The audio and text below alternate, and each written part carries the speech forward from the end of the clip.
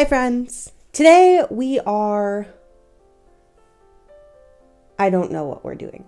We are working on the dark fairy costume. I know what the goal of today is, but I have no idea how I'm going to make it happen. I don't really have a plan. The goal is to make a set of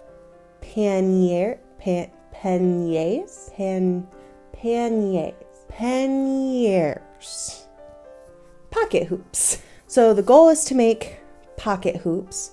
I am not in any way going to be using historical methods for making these.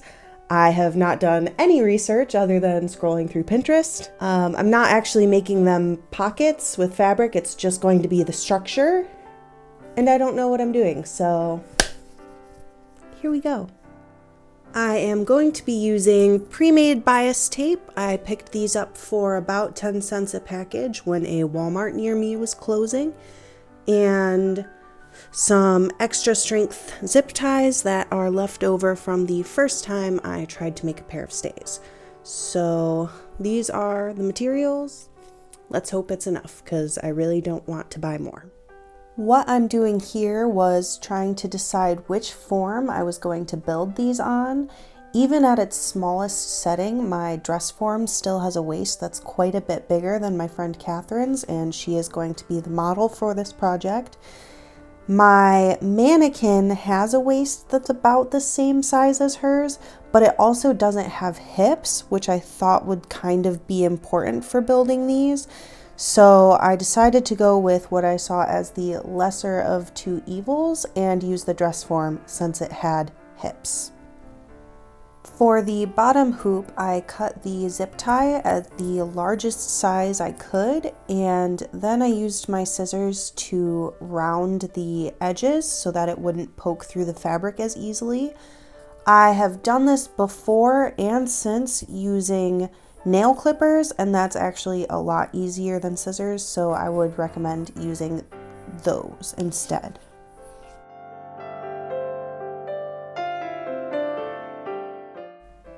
Next, I took my double fold bias tape and sewed it as close to the edge of the fold as I could without leaving gaps. And then I took my makeshift boning and put that through just to make sure it would still fit.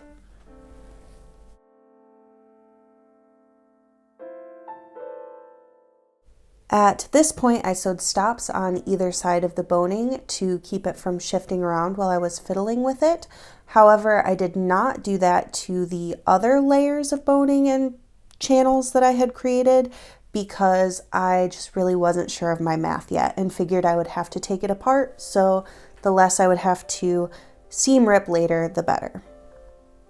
Then this is very imprecise, so I'm sorry if you're trying to use this as some sort of directions for creating your own, but I really did just start holding things up to the mannequin and pinning and hoping for the best.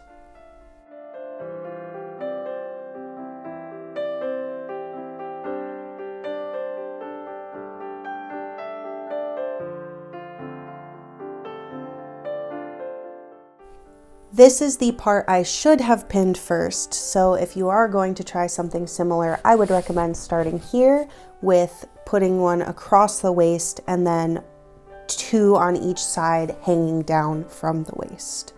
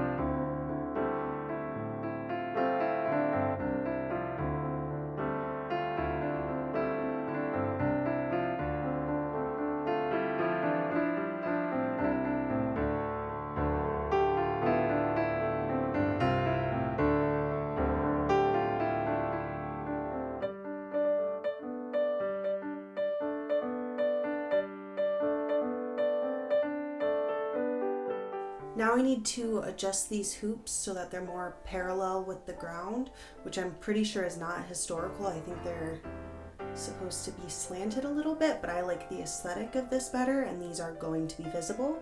So that's what I'm doing.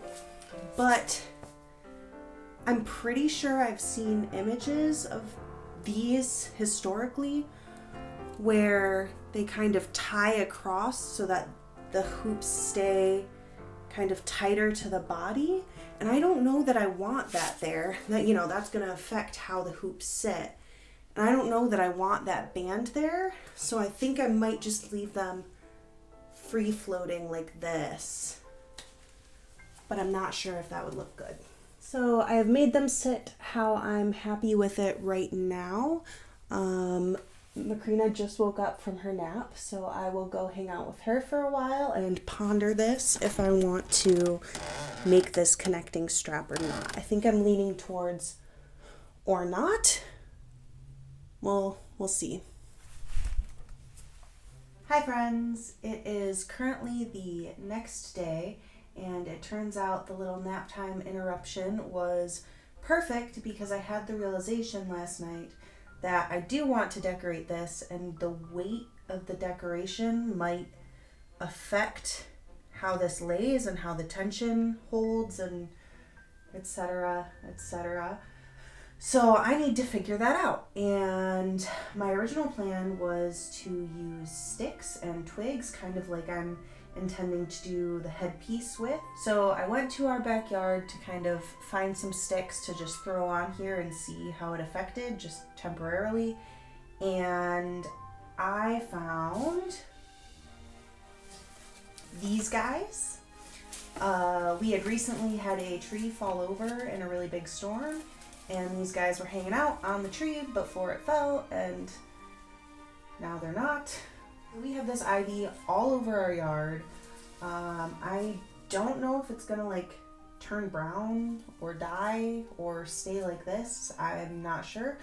So I'm not intending to put it on there permanently, but I think if it stays green, this would be a really cool thing to put on there, a really cool thing to include, especially with the rest of the green I am planning to put in the garment.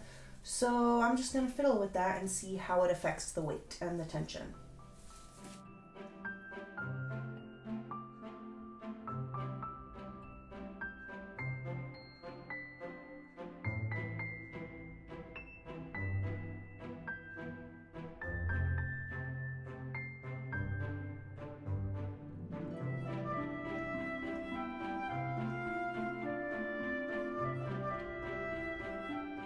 It seems like it isn't affected too much. I think I might make this strap just a bit tighter just in case, but only by like a couple centimeters. I don't think I'm gonna mess with it too much.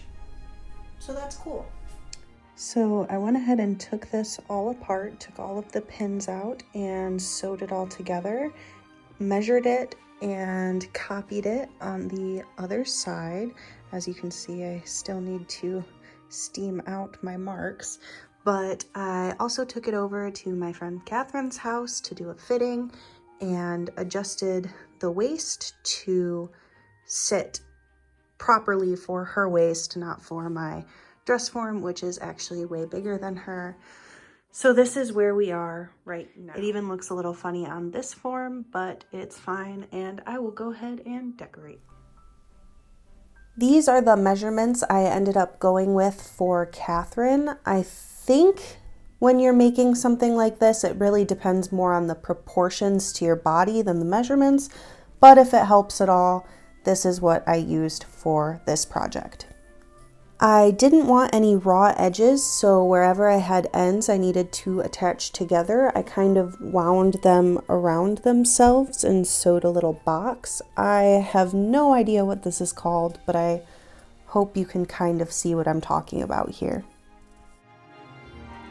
So I went to the dollar store and I was going to use floral wire, but they didn't have any. But they had these teeny tiny zip ties, so that's what I'm gonna try and make work. Again, I'm sorry, I know it's not very precise instructions or anything like that, but I really did just start putting the ivy up there and fastening it in place with the zip ties in however I could find that was aesthetically pleasing to me.